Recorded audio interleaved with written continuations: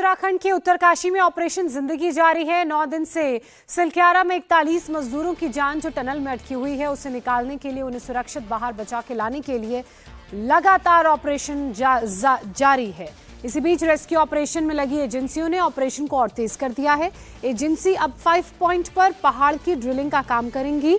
पहाड़ी के ऊपर से 80 मीटर की ऊंचाई से एक वर्टिकल ड्रिल किया जाएगा। होल बनाने के लिए कोशिश की जाएगी। वर्टिकल होल करने के लिए पुणे और हॉलैंड से मशीनें मंगवाई गई हैं, लेकिन उससे पहले चुनौती है कि नीचे की तरफ से पहाड़ी जो टेढ़ी मेढ़ी है, ऊपर पेड़ों को काट के रास्ता बना के वहां पर मशीन को ले जाना, जिसका वजन 75 टन बताया जा रहा है। ये तस्वीरें आप इस वक्त उत्तरकाशी के उसी टनल से देख रहे हैं जहां उस जगह पर ड्रिल की जा रही है जहां से खुदाई शुरू होगी।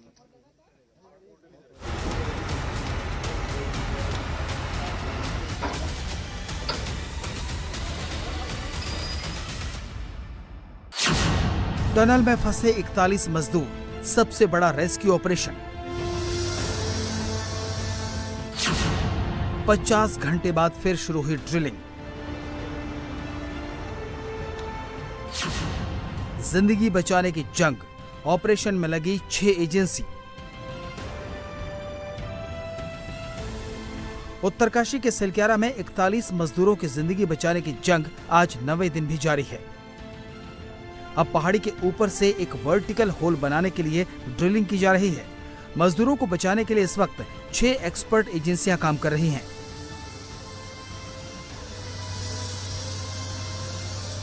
इन एजेंसियों को अलग अलग टारगेट दिया गया है। मजदूरों को बचाने के लिए 5 पॉइंट प्लान बनाया गया है। इस समय टनल के अंदर 41 जो वर्कर्स हैं उनको बचाने के लिए काम शुरू कर दिया गया है।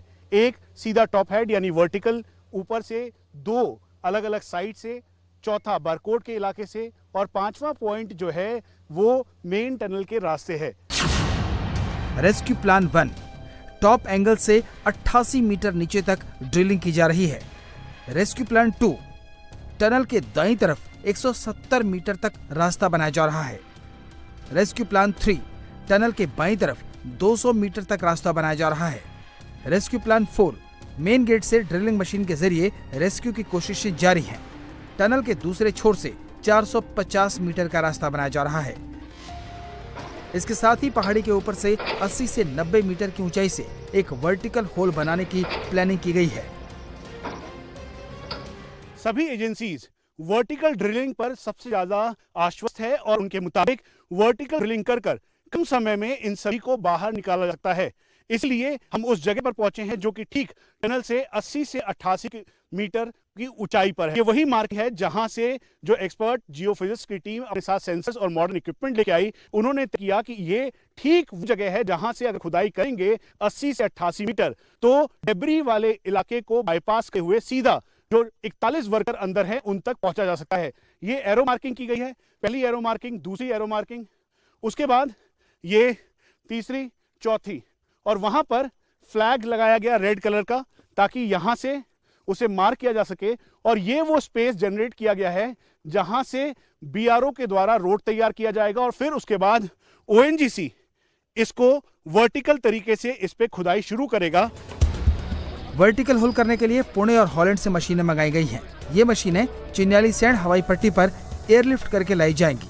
वहीं मौके पर एक्सपर्ट एजेंसियों की मदद के लिए NHIDCL, BRO, NDRF, SDRF, सेना और एयरफोर्स मौजूद हैं। एनडीआरएफ को मॉक ड्रिल और साथ में अलर्ट रहने के लिए कहा गया है। इसीलिए उनके सारे इक्विपमेंट, साथ में modern techniques, technology, endoscopic camera, oxygen cylinder, उसके अलावा रोप, एनडीआरएफ के जवान, कटर, इन सभी के साथ पूरी मुस्तैदी के साथ यहाँ पर वो तैयार हैं ताकि जैसे ही उनको ऑर्डर मिले उसके तुरंत बाद ही वो कार्रवाई कर सके। इसीलिए स्ट्रेचर, हाइड्रोलिक जैक और ये सब यहाँ पर रखा गया है ताकि अगर कोई भी स्थिति होती है तो उससे निपटने के लिए इनकी पूरी तैयारी है। इस बीच पिछले 50 घंटे से बंद ड्रिलिंग का काम एक बार फिर शुरू हो गया है। यहाँ से खाना अंदर भेजने के लिए एक छोटे पाइप को ड्रिल किया जा रहा है। कल शाम 4 बजे तक 42 मीटर की ड्रिलिंग हो चुकी थी। इसके बाद रास्ते में सॉलिड मटेरियल आने से ड्रिलिंग में रुकावट आ रही है। जिसका पता लगाने के लिए अब रोबोट की मदद ली जाएगी। हैवी मशीनें आसानी से ड्रिलिंग वाली जगह पर पहुंच सकें, इसके लिए बीआरओ लगातार पहाड़ को काटकर रास्ता बनाने का काम कर रहा है। सैकड़ों की संख्या में यहाँ मजदूर रास्ता बना रहे हैं। उनका टारगेट ड्रिलिंग पॉइंट तक रास्ता क्लियर करना है। ये जो मशीन है इसके द्वारा रास्ता तैयार किया जा रहा है और जैसे जैसे ये मशीन आगे जा रही है वहीं दूसरी तरफ जो बीआरओ के वर्कर्स हैं वो रास्ते को प्लेन कर रहे हैं ताकि आराम से जो गाड़ियां हैं वो जा सके, उसके अलावा जो लोग हैं वो आगे की तरफ आ सके। यहाँ पर युद्ध स्तर पर काम चल रहा है। चारों तरफ बॉर्डर रोड ऑर्गेनाइजेशंस, ओएनजीसी और बाकी जो अधिकारी हैं वो यहाँ पर मौजूद है ताकि 41 जिंदगियों को बचाने का काम जल्द से जल्द किया जाए। आप कोशिश कर रहे हैं ताकि रोड बिल्कुल तैयार। हाँ जी बिल्कुल सर, हम कोशिश कर रहे हैं कि उनकी जान को हम बचा पाए। हम अपनी पूरी बिल्कुल ताकत के साथ लगे हुए हैं जी। आप रोड सपाट कर रहे हैं, हाँ जी, गाड़ियां जा पाएंगी? जी हाँ जी। यहाँ पर जो बीआरओ के वर्कर्स हैं उसके अलावा जो बाकी ऑर्गेनाइजेशंस हैं, फॉरेस्ट डिपार्टमेंट है, वो इस पूरे रास्ते को देख रहा है, समझ रहा है। कटर्स के जरिए जो सीनियर ऑफिशियल्स की टीम है वो यहाँ पर मौजूद है और वो खुद इसका मुआयना कर रहे हैं ताकि मजदूरों को बचाने के लिए राज्य सरकार के साथ साथ केंद्र सरकार भी पूरी मदद कर रही है। रविवार को केंद्रीय मंत्री नितिन गडकरी और उत्तराखंड के मुख्यमंत्री पुष्कर सिंह धामी राहत कार्यों का जायजा लेने सिलक्यारा पहुंचे। इस दौरान नितिन गडकरी ने करीब 2 घंटे तक अधिकारियों और एक्सपर्ट के साथ मीटिंग भी की। डिफिकल्ट टेरिन है, फिर भी हम लोग पूरी कोशिश कर रहे हैं। मैं इतना ही बता सकता हूँ कि ये जो ऑगर मशीन है ये अगर ठीक से चल गई तो हम 2-2.5 दिन में वहाँ तक पहुँच सकते हैं। पूरी कोशिश कर रहे हैं।